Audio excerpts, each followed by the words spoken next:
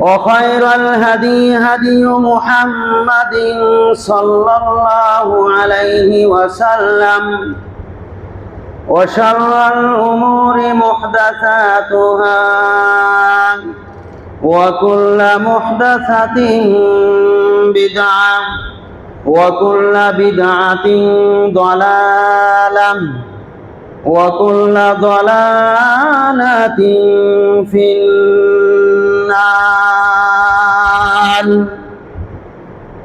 أعوذ بالله من الشيطان الرجيم. يا أيها الذين آمنوا اتقوا الله حق تقاته ولا تموتن إلا وأنتم مسلمون. يا أيها الناس اتقوا ربكم الذي خلقكم من نفس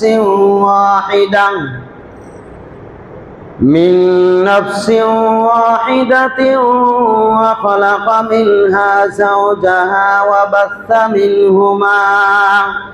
وبث منهما رجالا كثيرا ونساء. واتقوا الله الذي تساءلون به والأرحام إن الله كان عليكم رقيبا. يا أيها الذين آمنوا اتقوا الله وقولوا قولا سديدا يصلح لكم أعمالكم ويغفر لكم ذنوبكم ومن يطع الله ورسوله فقد فاز فوزا عظيما. بعد أعوذ بالله من الشيطان الرجيم. كل نفس ذائقة الموت وإنما توفون أجورهم يوم القيامة فمن زحزح عن النار وأدخل الجنة فقد فاز وما الحياة الدنيا إلا متاع الغرور. وقال الله سبحانه وتعالى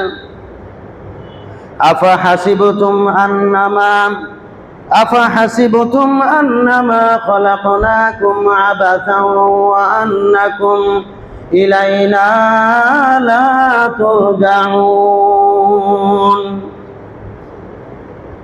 وعن عبد الله بن عباس رضي الله تعالى عنه قال قال رسول الله صلى الله عليه وسلم نعمتان مغبون فيهما كثير من الناس الصحة والفراغ رواه البخاري. প্রশংসা আল্লাহ সুবহানাহু ওয়া তাআলার শানে, যার অশেষ মেহেরবানিতে সালাতুল জুমা আদায় করার জন্য ঝাউডাঙ্গা বাজার জামে মসজিদে যথাসময়ে উপস্থিত হতে পেরেছি। যে আল্লাহ সুবহানাহু ওয়া তাআলা আমাদেরকে তৌফিক দান করেছেন, তার শুকরিয়া জ্ঞাপনার্থে বলছি আলহামদুলিল্লাহ। অতঃপর দরুদ ও সালাম বর্ষিত হোক বিশ্ব নবী সাইয়্যিদুল মুরসালিন খাতামান নবীন রাহমাতুল লিল আলামিন নবী মুহাম্মদুর রাসূলুল্লাহ সাল্লাল্লাহু আলাইহি ওয়াসাল্লামের উপর। খুতবার অত্যন্ত সংক্ষিপ্ত সময়ের আলোচনার বিষয় মানব জীবনের লক্ষ্য ও উদ্দেশ্য। উল্লেখিত বিষয়ে কোরআন এবং সহিহ সুন্নাহ থেকে গুরুত্বপূর্ণ তত্ত্ব ও তথ্যবহুল সংক্ষিপ্ত আলোচনা রাখবো ইনশাআল্লাহ। ওমা তৌফিকি ইল্লা বিল্লাহ, আলাইহি তাওয়াক্কালতু ওয়া ইলাইহি উনীব। রব্বি ইশরাহ লি সাদরি ওয়া ইয়াসসির লি আমরি ওয়াহলুল উকদাতাম মিন লিসানি ইয়াফকাহু কওলি। অধিকাংশ মানুষ দুনিয়াতে উদ্দেশ্যহীনভাবে সময় অতিবাহিত করছে। আল্লাহ সুবহানাহু ওয়া তাআলা যেমন আমাদেরকে সৃষ্টি করেছেন একটা বিশেষ লক্ষ্য উদ্দেশ্যে, মুসলিম হিসাবে আমাদেরও করণীয় হচ্ছে সেই লক্ষ্য উদ্দেশ্যে আমাদেরকে দুনিয়াদারি করা। কিন্তু অধিকাংশ মানুষ যদি তাকে বলা হয় আপনি কি উদ্দেশ্যে, আপনার উদ্দেশ্য কি, আপনার লক্ষ্য কি, অধিকাংশ মানুষ বলবে আমার উদ্দেশ্য লক্ষ্য হচ্ছে টাকা পয়সা ইনকাম করা, আয় রোজগার করা, দুনিয়াতে প্রতিষ্ঠিত হওয়া, দুনিয়াতে সফলতা লাভ করা ইত্যাদি কথা বলবে, যে এগুলি হচ্ছে তাদের লক্ষ্য উদ্দেশ্য। অধিকাংশ মানুষের, সবার কথা বলছি না। কিভাবে উপার্জন করা যায়, কিভাবে নিজেকে প্রতিষ্ঠিত করা যায়, কিভাবে জীবনটাকে সুন্দরভাবে চালানো যায়, অধিকাংশ মানুষের লক্ষ্য উদ্দেশ্য এটাই। কারো লক্ষ্য উদ্দেশ্য হচ্ছে শুধুমাত্র আত্মকেন্দ্রিক, নিজেকে ছাড়া, নিজের স্বার্থ ছাড়া আর কিছুই বোঝার তার প্রয়োজন মনে করে না। কেউ কেউ আছে এর সাথে জড়িত করে পিতামাতা কেন্দ্রিক জীবনযাপন করে, পিতামাতা যা বলে তাই সে শোনে, পিতামাতাকে এমন ভাবে সে মান্য করে যে পিতামাতাই হচ্ছে সব। পিতামাতার জন্য প্রয়োজনে নিজের জীবনও দিয়ে দিবে, কিন্তু পিতামাতার বাইরে কিছুই করবে না। সে দুনিয়াতে জীবনযাপন করে, সে বিবাহ শাদী করে, সে যা কিছু করে না কেন পিতামাতার মতের মধ্যেই করে। এমনকি পিতামাতা যদি তাকে কোনো গুনাহের কাজ করতে বলে তাহলে সেটাই সে করে। অথচ আল্লাহ তাআলা বলছেন ওয়া ইন জাহাদাকা আলা আন তুশরিকা বি মা লাইসা লাকা বিহি ইলমুন, যদি তোমার পিতামাতা তোমাকে এমন কোনো নির্দেশনা দেয়, এমন কোনো নির্দেশ পালন করার জন্য পেড়াপিড়ি করে, সেটা হচ্ছে শিরিক জনিত পাপ অথবা এরকম ধরনের কোনো পাপ যে বিষয়ে তোমার কোনো জ্ঞান নাই, এরকম পাপ কাজ করতে যদি তারা নির্দেশ দেয়, বাধ্য করে, ফালা তুতি'হুমা, তাহলে সেই ক্ষেত্রে এই পিতামাতার আনুগত্য করবে না, তাদের কথা মানবে না। তবে ওয়াসাহিবুহুমা ফিদ দুনিয়া মা'রুফা, দুনিয়াতে তাদের সাথে ভালো আচরণ করবে। সুবহানাল্লাহ। কেউ আছে সন্তান কেন্দ্রিক, সন্তানের জন্য সে সব কিছু করতে প্রস্তুত থাকে, সন্তানের সমস্ত দাবি দাবা মেনে নেয়। সন্তান যদি তাকে দাবি করে যে আমি আমেরিকার একটি ইউনিভার্সিটিতে পড়তে চাই, পিতার যোগ্যতা নাই, সামর্থ্য নাই, কিন্তু সন্তানের ইচ্ছা পূরণ করার জন্য, তার কথা রাখার জন্য, তার সন্তুষ্টির জন্য প্রয়োজনে নিজের জায়গা জমি যা আছে সবকিছু বিক্রি করে দিয়ে হলেও তাকে আমেরিকায় লেখাপড়া করতে পাঠায়, কারণ সন্তান চেয়েছে তাই। কেউ আছে স্ত্রী কেন্দ্রিক, স্ত্রী যা বলে তাই শোনে, স্ত্রীর আশা পূরণ করার জন্য, তার চাওয়া পূরণ করার জন্য এভাবে সে সবকিছু করতে প্রস্তুত থাকে, এমনকি তাদের জন্য জীবন দিতেও প্রস্তুত থাকে। কেউ আছে প্রেমিক প্রেমিকা কেন্দ্রিক, প্রেমিকের জন্য, প্রেমিকার জন্য সবকিছু করতে প্রস্তুত, এমনকি নিজের জীবন পর্যন্ত দিয়ে দিতেও প্রস্তুত। কেউ আছে নায়ক নায়িকা, গায়ক গায়িকা প্রেমিক, নায়ক নায়িকা গায়ক গায়িকা কেন্দ্রিক, নায়ক নায়িকা গায়ক গায়িকার জন্য প্রয়োজনে নিজের জীবনকে পর্যন্ত উৎসর্গ করতে পারে, প্রস্তুত থাকে। কেউ আছে খেলার প্লেয়ার প্রেমিক, আমরা কিছুদিন আগে দেখলাম, এখনো দেখতেছি, মাঝে মাঝে সংবাদ আসে, অমুক দল হেরেছে তাই সে সহ্য করতে পারেনি, আত্মহত্যা পর্যন্ত করেছে। অমুক দল হেরেছে তাই সে সহ্য করতে পারেনি, সে অনেক কষ্ট পেয়েছে, ধুলায় গড়াগড়ি খাচ্ছে, কষ্টে বেদনায় কান্না কাটিতে ধুলায় লুটিয়ে পড়ছে। এভাবে মানুষ বিভিন্ন কেন্দ্রিক হয়ে পড়ে কখন, যখন তার সত্যিকার লক্ষ্য উদ্দেশ্য ভ্রষ্ট হয়ে যায়। কি উদ্দেশ্যে আল্লাহ তাআলা তাকে প্রেরণ করেছেন দুনিয়ায়, এটা যখন ভুলে যায় তখন সে যেভাবে ইচ্ছা সেভাবেই, যেদিকে ইচ্ছা সেদিকেই, যেদিকে মন চায় সেদিকেই সেই কেন্দ্রিক হয়ে পড়ে।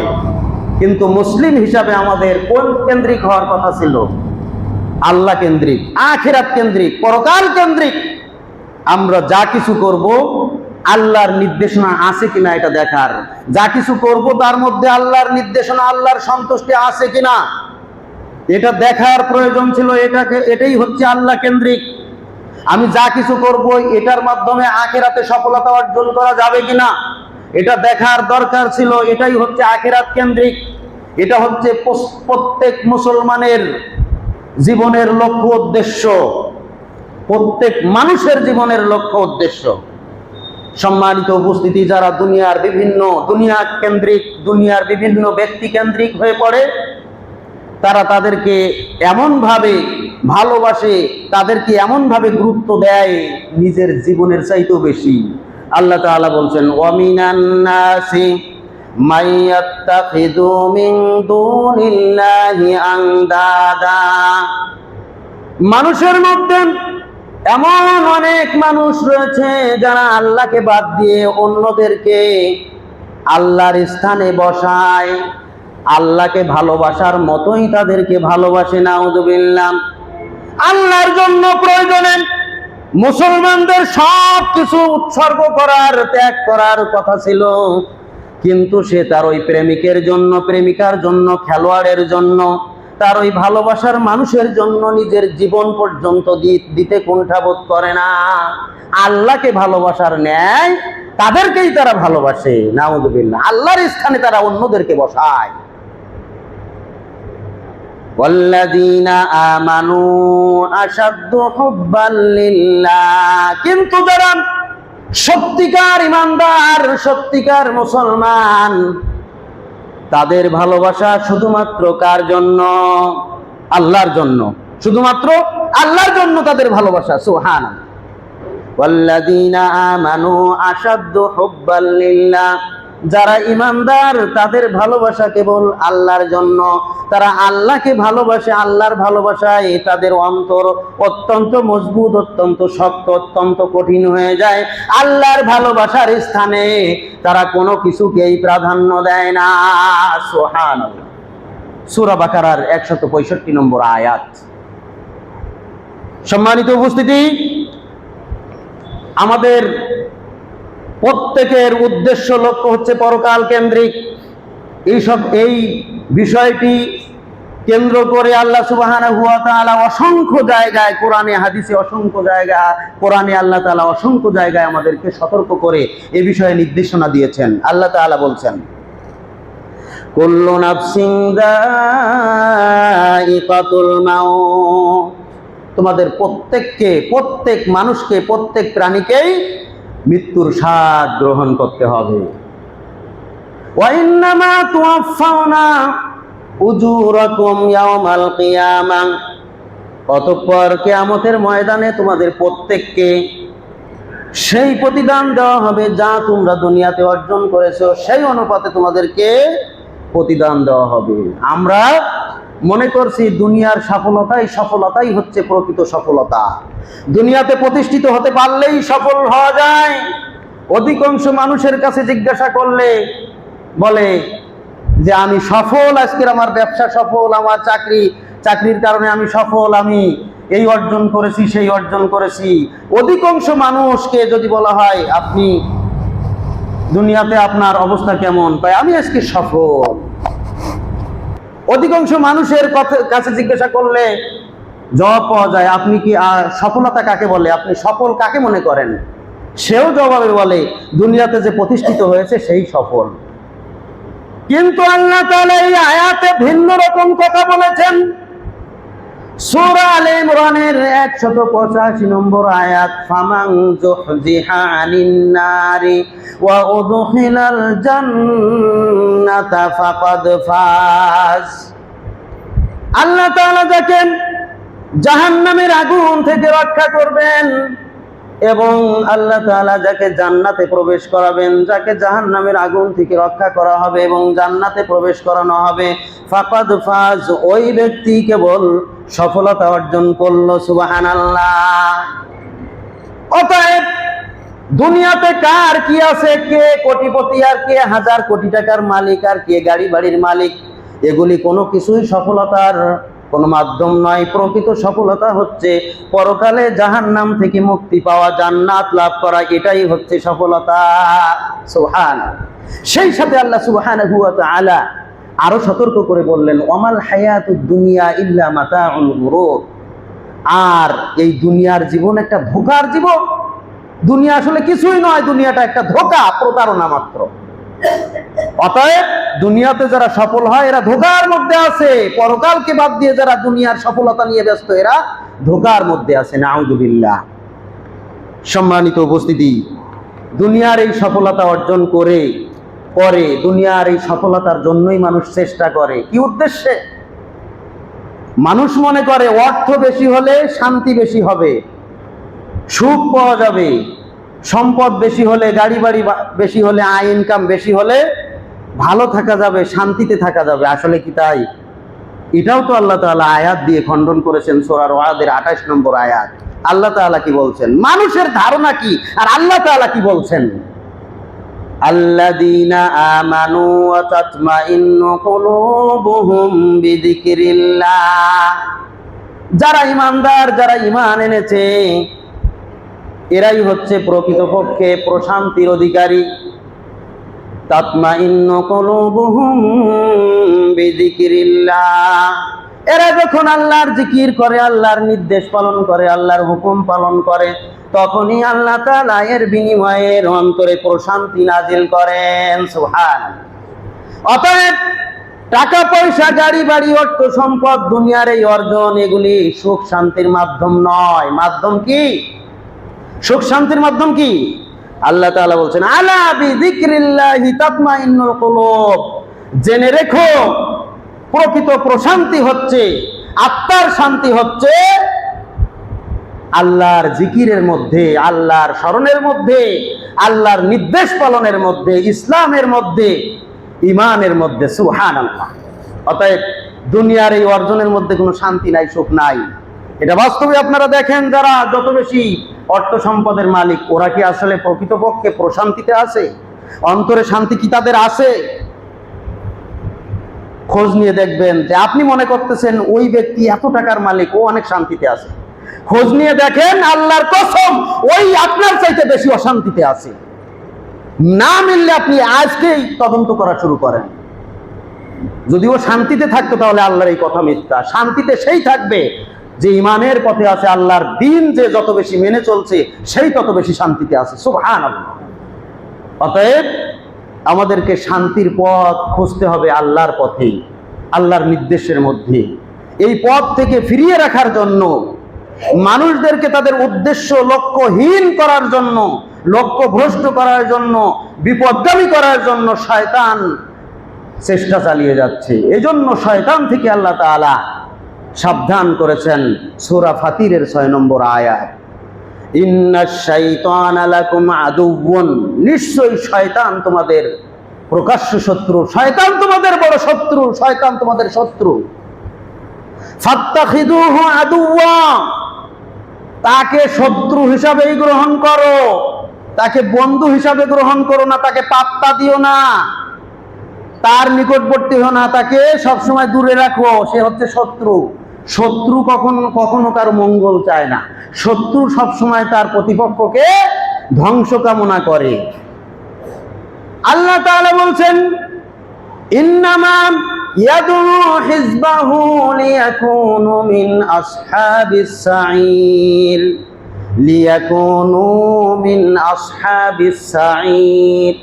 নিশ্চয়ই শয়তান চায় যারা তার অনুসারী, যারাই তার আহ্বানে সাড়া দেয়, এদউ সে ডাকে আহ্বান করে, হিজবাহু এবং যারাই তার দলের অন্তর্ভুক্ত হয়ে যায়, তারা সবাই যেন ফি আসহাবিস সাঈর, তারা জাহান্নামের অধিবাসী হয়। নাউযুবিল্লাহ।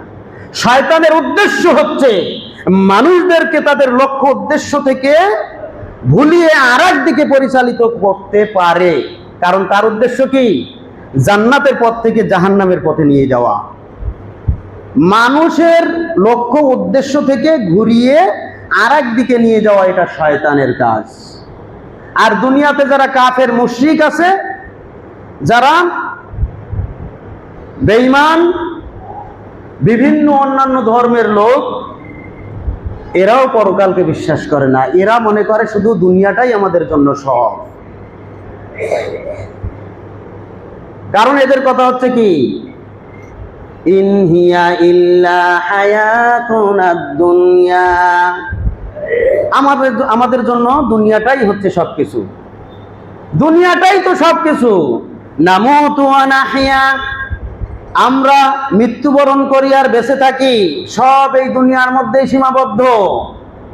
নামুতু ওয়া নাহইয়া ওয়া মা নাহনু বিমাবউসিন, আমরা পরকালে আর উত্থিত হব না, পরকালে আর আমরা উপস্থিত হব না। আমরা এই দুনিয়াতেই শেষ হয়ে যাব। দুনিয়াতে যেমন হায়াত পেয়েছি, তেমন দুনিয়াতে মরলে এখানেই শেষ।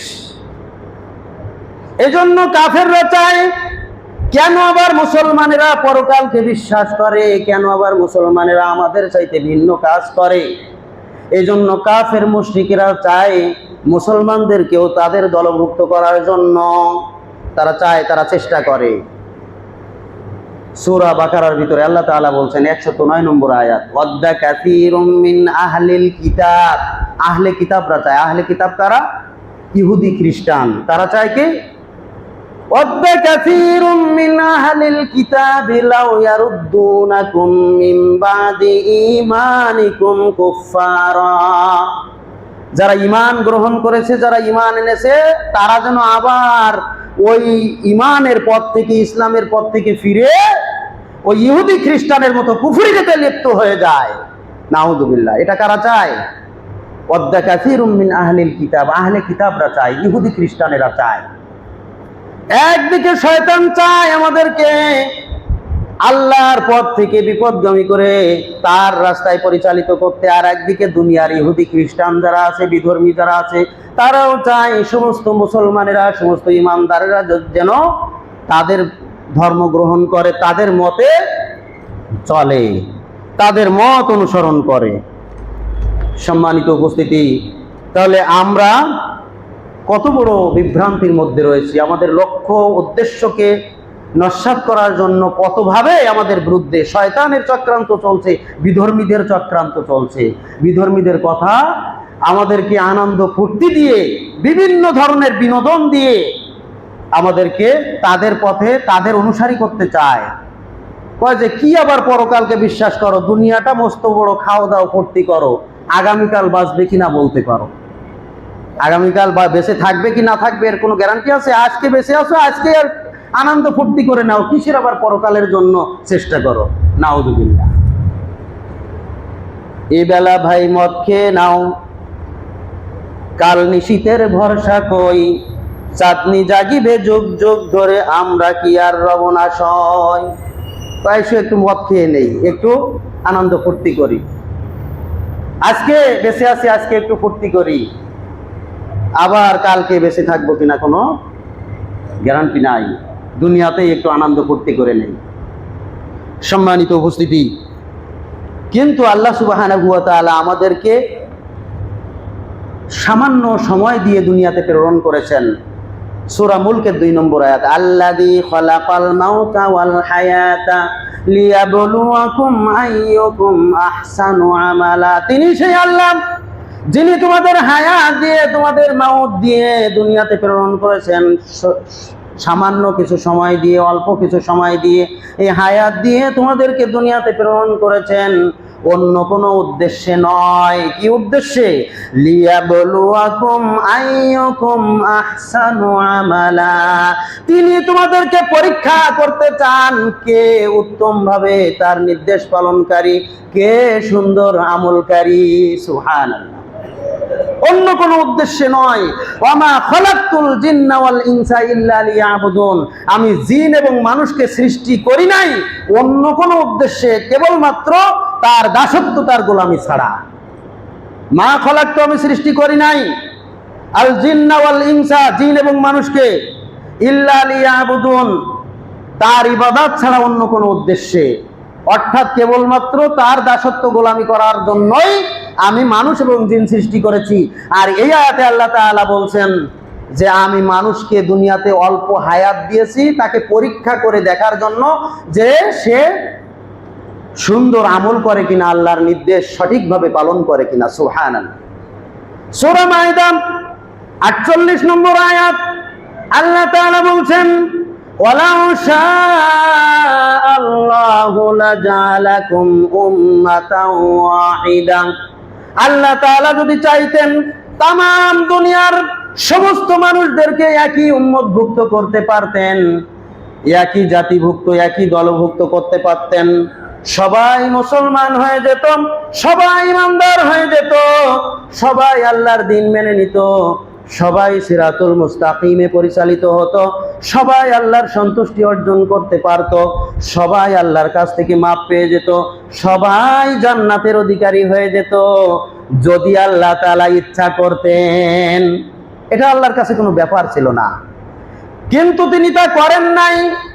কেন করেন নাই? ওয়ালাকিন লিয়াবলুয়াকুম ফীমা আতাকুম, আল্লাহ তাআলা তোমাদেরকে যা দিয়ে দুনিয়াতে প্রেরণ করেছেন তার মধ্যে তিনি তোমাদেরকে পরীক্ষা নিতে চান। তোমাদের জ্ঞান দিয়েছেন, বিবেক দিয়েছেন, বুদ্ধি দিয়েছেন, দুনিয়াতে সুন্দরভাবে চলার জন্য অর্থ সম্পদের ব্যবস্থা করেছেন, আয় ইনকামের পথ দিয়ে দেখিয়েছেন। এই সব কিছুর মধ্যে আল্লাহ তাআলা লিয়াবলুয়াকুম, তিনি তোমাদেরকে পরীক্ষা করতে চান যে সত্যিকারের পরকালে মুক্তির যোগ্য কে। ফাস্তাবিকুল খায়রাত, সুতরাং তোমরা কল্যাণের কাজ করার জন্য প্রতিযোগিতা করো, দ্রুত করো, আল্লাহর নির্দেশ দ্রুত পালন করো। ইলাল্লাহি মারজিউকুম জামিআ, আর জেনে রেখো আল্লাহর নিকটে তোমাদের সবাইকে উপস্থিত হতে হবে, আল্লাহর নিকটে তোমাদেরকে যেতে হবে। অতএব দুনিয়াতে কল্যাণের কাজ বেশি বেশি করো, প্রতিযোগিতার মাধ্যমে এগিয়ে যাও। সুবহানাল্লাহ। সম্মানিত উপস্থিতি, আল্লাহ সুবহানাহু ওয়া তাআলা আমাদেরকে এভাবে সতর্ক করছেন, আর আমরা অধিকাংশ মানুষ আমাদের লক্ষ্য উদ্দেশ্য থেকে বিচ্যুত হয়ে যাচ্ছি। এই দুনিয়াতে আল্লাহ তাআলা যে সময়, সামান্য সময় দিয়ে প্রেরণ করেছেন, এটাকেও আবার কিছু স্তরে স্তরে ভাগ করেছেন। আল্লাহ তাআলা বলছেন সূরা রুমের 54 নম্বর আয়াত, আল্লাহুল্লাযী খালাকাকুম মিন দুউফিন, তিনি সেই আল্লাহ যিনি তোমাদেরকে দুর্বল করে সৃষ্টি করেছেন। সুম্মা জাআলা মিন বাদি দুউফিন কুওয়া, এই দুর্বল সময় ছিল কতদিন? মায়ের পেট থেকে ভূমিষ্ঠ হওয়ার পর থেকে কিশোর বয়স পর্যন্ত, আবার যখন যৌবনে পদার্পণ করেছো, যৌবনে পদার্পণের আগ পর্যন্ত তোমরা ছিলে দুর্বল। মা বাবার উপরে তোমাদের দায়িত্ব ছিল, তোমাদের নিজস্ব কোনো গতি ছিল না, দায়িত্ব ছিল না।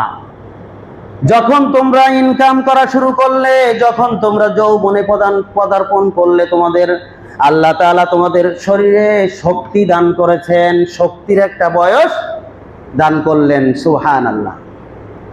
মিন বাদি যুফিন কুওয়া, দুর্বলের পরে, দুর্বল সময়ের পরে শক্তির সময় দান করেছেন। সুবহানাল্লাহ। সুম্মা জাআলা মিন বাদি কুওয়াতিন দুফা, আবার এই শক্তি একদিন শেষ হয়ে যাবে, শক্তি ফুরিয়ে যাবে, শক্তি আর থাকবে না। বয়স যখন 45-50 পার হয়ে যাবে, তখন দেখবে শক্তি আর পাচ্ছ না, এখন আবার ওই সন্তানদের উপরে ভরসা করতে হচ্ছে। আগে যেরকম ছোটবেলায় মা বাবার উপরে ভরসা করে চলতে, আর এখন কি সন্তানদের উপরে ভরসা করে চলতে হচ্ছে, তাদের আয় ইনকামে চলতে হচ্ছে। এখন তোমার নিজস্ব শক্তি হারিয়ে ফেলতেছো। দুফান, আবার তোমার দুর্বল সময় এসে উপস্থিত হয়েছে। ওয়াশাইবা, এবং এরপরে তোমার বার্ধক্যে তোমার বয়স পৌঁছে গেছে। তাহলে আমাদের এই ছোট্ট জীবনকে আল্লাহ তাআলা কয়েকটি স্তরে ভাগ করেছেন। প্রথম দুর্বল সময়, তারপরে শক্তির সময়, তারপরে আবার দুর্বল সময়, এরপরে একেবারে বার্ধক্য। এই পুরা এই সময়ের মধ্যে সবচেয়ে গুরুত্বপূর্ণ সময় কোনটা বলেন তো? গুরুত্বপূর্ণ সময় হচ্ছে শক্তির সময়। এই শক্তির সময়ে আমরা কি করব? আনন্দ ফুর্তি করব নাকি? আমরা যেভাবে ইচ্ছা সেভাবে চলবো নাকি আজকের যুব সমাজ, যাদের শরীরে শক্তি আছে, যারা যে কোনো মুহূর্তে নিজের জীবনকে পর্যন্ত দিতে দ্বিধাবোধ করে না, ওদের মাধ্যমেই দিন প্রতিষ্ঠিত হয়েছে যুগে যুগে। যুবকদের মাধ্যমে দিন প্রতিষ্ঠিত হয়েছে, যুবকদের মাধ্যমে দিনের কাজ প্রসার লাভ করেছে। আর আজকের সেই যুবকেরা বেশি বিপদগামী। কেন বিপদগামী?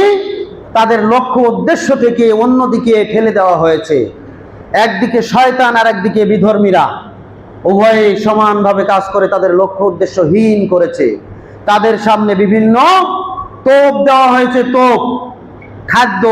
মাছের জন্য যেমন খাদ্য দেওয়া হয় বড়শিতে, মাছ যদি সেটা গিলে ফেলে তাহলে বড়শিতে আটকা পড়ে যায়।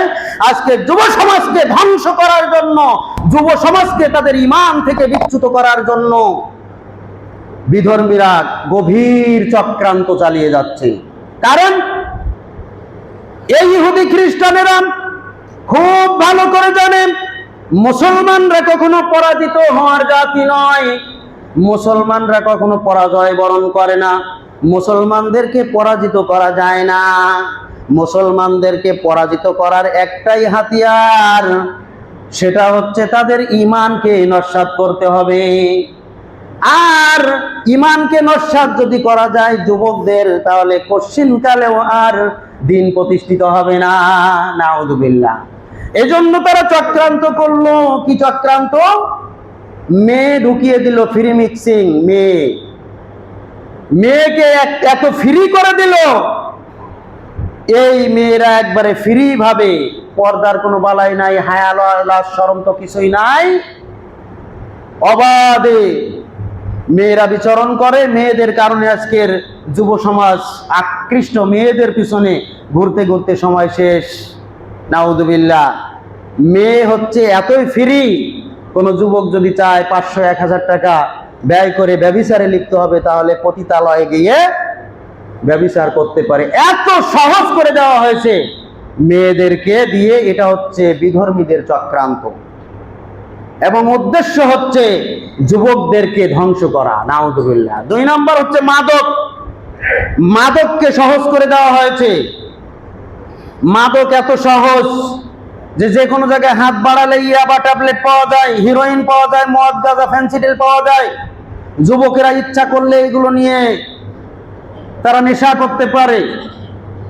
আর মাদকতার মধ্যে ডুবাতে পারলে তাদের ঈমান ধ্বংস করে তাদেরকে বিপদগামী করা যায়। নাউযুবিল্লাহ।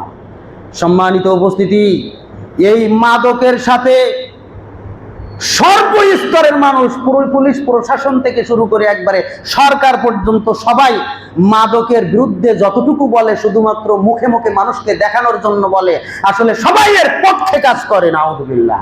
কারণ দেখেন, যত উন্নত মানের হোটেলগুলো আছে, হোটেল সোনারগাঁ, হোটেল শেরাটন, বিভিন্ন 5 স্টার হোটেল, এই সকল হোটেলে মদ এবং নারী, এই দুইটা ব্যবস্থা থাকবেই থাকবে। এছাড়া এই উন্নত হোটেল একটাও পাবেন না, মদ এবং নারী। আর এই সমস্ত জায়গায় কখনো পুলিশ হানা দেয় না, পুলিশ অভিযান চালায় না। অভিযান চালায় কোথায়? ওই গ্রাম্য এলাকায় ছুটকি চাটকা যারা নেশা করে, এদের এখানে অভিযান করে কিছু একটু চর থাপ্পড় দিয়ে ছেড়ে দেয়। এটা শুধুমাত্র মানুষকে দেখানোর উদ্দেশ্যে। আসলে প্রকৃত মাদকতা, প্রকৃত এই ব্যভিচার, জেনা বন্ধ করার জন্য কেউ চেষ্টা করে না, কোনো স্তরে চেষ্টা চলে না, বরং এগুলিকে আরো ইন্ধন জোগিয়ে এগুলিকে প্রতিষ্ঠিত রাখা হয়। পতিতালয় প্রতিষ্ঠিত রাখা হয়েছে।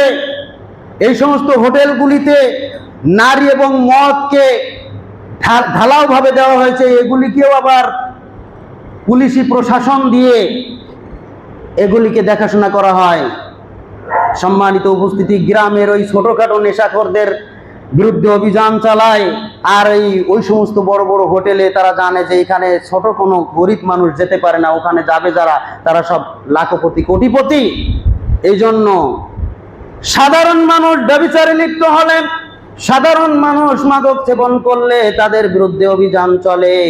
আর ওই সমস্ত বড় বড় জায়গায় কোটিপতিরা যদি তারা ব্যভিচারে লিপ্ত হয়, তারা মাদক সেবন করে, তারা নেশা করে, তাহলে তাদেরকে এই একই প্রশাসন স্যালুট জানায়। নাউযুবিল্লাহ। এটাই হচ্ছে বর্তমান অবস্থা। সম্মানিত উপস্থিতি, বলছিলাম মাদককে সহজ করে দেওয়া হয়েছে।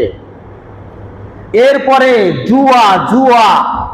জুয়াকে এত সহজ করে দেওয়া হয়েছে, যত প্রকার খেলাধুলা আছে এই খেলা মানেই হচ্ছে জুয়া। অধিকাংশ খেলাধুলা, বিশেষ করে বিশ্বকাপ আজকে 20 কাপে পরিণত হয়েছে। বিশ্বকাপ নয়, এটা হলো 20 কাপ। এর মধ্যে যারা জড়াবে সবাই 20 পান করে মারা যাবে, কেউ বাঁচতে পারবে না, ইমানকে বাঁচাতে পারবে না।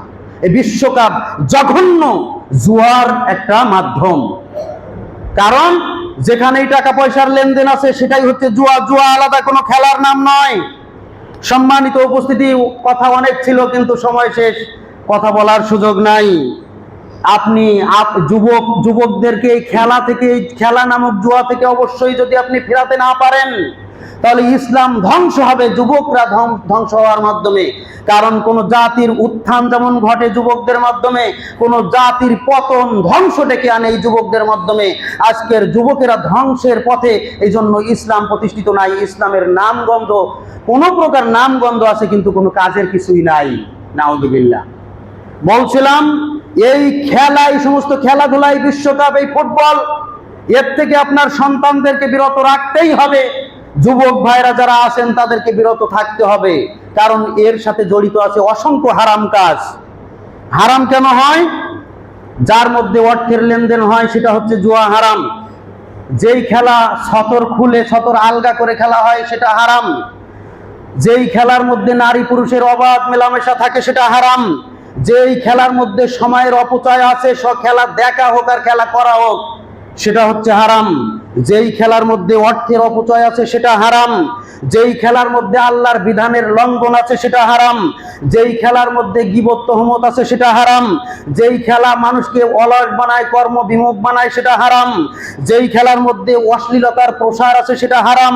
যেই খেলার মধ্যে মানুষকে হিংসাত্মক বানায়, নৈতিক অবক্ষয় ঘটায়, সেটা হারাম। যেই খেলার মধ্যে জীবনের ঝুঁকি আছে সেটাও হারাম। যেই খেলার মধ্যে কোনো উদ্দেশ্য নাই, উদ্দেশ্যহীন ভাবে খেলাধুলা করা হয় সেটাও হারাম। যেই খেলা মানুষকে দ্বন্দ্বে লিপ্ত করে, মারামারি করায়, সেই খেলা হারাম। যেই খেলা মানুষ পেশা হিসাবে গ্রহণ করে নিয়েছে, খেলাধুলা এটা কোনো পেশা নয়, যেই খেলাকে মানুষ পেশা হিসাবে গ্রহণ করে নিয়েছে এটাও হারাম। অতএব এতগুলো হারাম যার মধ্যে রয়েছে সেটা আপনি মুসলমান হিসাবে দেখেন কিভাবে, সেটার সাথে সম্পৃক্ত হন কিভাবে, সেটার জন্য আপনার সন্তানকে জার্সি কিনে দেন কিভাবে, সেটার জন্য আপনি অর্থ খরচ করেন কিভাবে, সেটাকে আপনি সাপোর্ট করেন কিভাবে, সেটার জন্য আপনি ঘন্টার পর ঘন্টা ব্যয় করেন কিভাবে, সেটার জন্য আপনি রাতে সকালবেলা ফজরের নামাজে উঠতে পারেন না, অথচ রাত 2টা 3টা 4টা পর্যন্ত সারা রাত ব্যাপী জেগে জেগে সেই খেলা দেখেন কিভাবে, এত কিছু করেন, অথচ আপনি মুসলমান দাবি করেন কিভাবে? নাউযুবিল্লাহ। এই সকল বিষয় হচ্ছে বিধর্মীদের চক্রান্ত। কারণ বিধর্মীরা চায় মুসলিম যুবকদেরকে যদি খেল তামাশার মধ্যে রাখা যায়, বিনোদনের মধ্যে রাখা যায়, তাহলে তাদেরকে বিপথগামী করা যাবে, তাদের লক্ষ্য উদ্দেশ্য ভ্রষ্ট করা যাবে, তারা দুনিয়ামুখী হবে, পরকালকে ভুলে যাবে। নাউযুবিল্লাহ। অতএব মুসলিম আমাদেরকে পরকালমুখী হতে হবে, আল্লাহমুখী হতে হবে, আল্লাহর দিকে ফিরে আসতে হবে। যাবতীয় প্রকার এই সমস্ত শয়তানের দেখানো পথ এবং এই বিধর্মীদের দেখানো পথকে অবশ্যই পরিত্যাগ করতে হবে, তাহলে আমরা আমাদের উদ্দেশ্যকে সফল করতে পারবো। নাহলে আমরা সকলেই পরকালে বিপদগামী হয়ে যাব, আমরা বিফল হয়ে যাব। আল্লাহ সুবহানাহু ওয়া তাআলা আমাদেরকে সত্যিকার অর্থে কোরআন এবং সহিহ সুন্নাহ বুঝে সেই অনুপাতে আমল করার তৌফিক দান করুন। আমাদেরকে আমাদের উদ্দেশ্যের পানে চলার তৌফিক দান করুন। আমাদেরকে সত্যিকার ইমানদার মুসলিম হিসাবে কবুল করুন। ওয়া আখিরি দাওয়ানা আলহামদুলিল্লাহি রাব্বিল আলামিন। বারাকাল্লাহু লানা ওয়া লাকুম ফিল